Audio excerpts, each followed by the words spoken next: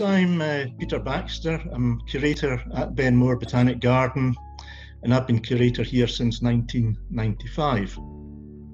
This garden, we describe it as Argyll's magnificent mountainside garden. So a third of it's on the flat, and we've got a pond and things like that, and then 2/3 are on the side of a hill. So it's quite an unusual place. So, 50 feet above sea level at the lower areas. You walk across the bridge over the River Craig, and then you're seeing the giant redwood avenue as your main arrival feature, and we describe that as possibly one of the finest arrivals to any botanic garden in the world.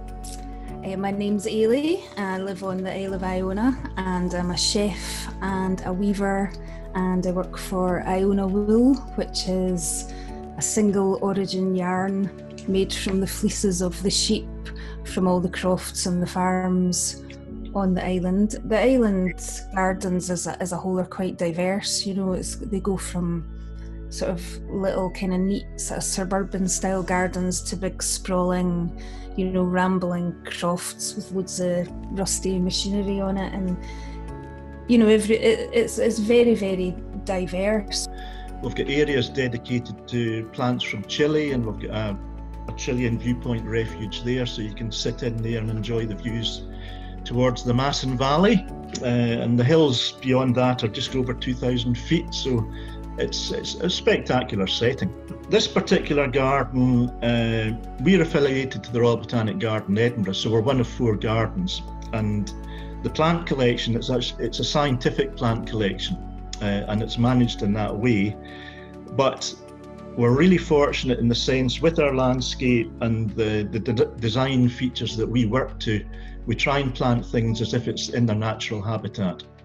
So people can come in here and visit and see plants as if they were sort of growing in their native habitat in part, and as a result of that, it's a great learning experience for people. It's just a great visual experience for people, but also you can get ideas what you might want to do in your own garden, depending on how small or large it might be. The reason we set up this community garden was in the little bunch of houses that I live in, they got very small back gardens that are on a slope, and there's not really much space to grow anything, apart from maybe some herbs or whatever. So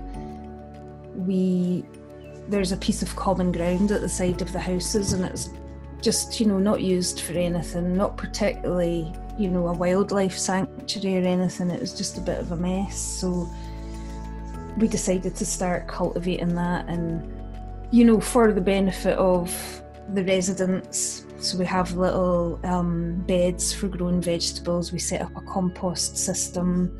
There's a couple of really beautiful mature sycamore trees at the end of it. We've identified an area of it that we're going to plant in a permaculture style, so it'll be a sort of wildlife garden. We've got a lichen trail, so visitors can come here and follow these different trails and have stimulation from that point of view. We're getting some trees from the Woodland Trust to plant natural edible hedge, sort of windbreak borders. So it's turning out, it's going to be quite a diverse little kind of pocket of land. And that's just been great for not only the opportunity to be able to grow something and learn about growing and pass on those skills in a kind of mutually supportive environment,